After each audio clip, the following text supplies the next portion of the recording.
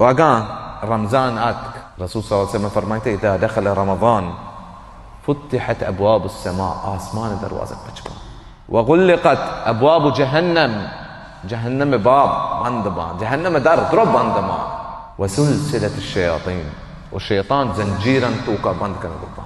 دقى حديث الرسول صلى الله عليه وسلم فرمايه إذا كان أول ليلة من رمضان أو لشفا رمضان صفدت الشياطين ومردت الجن.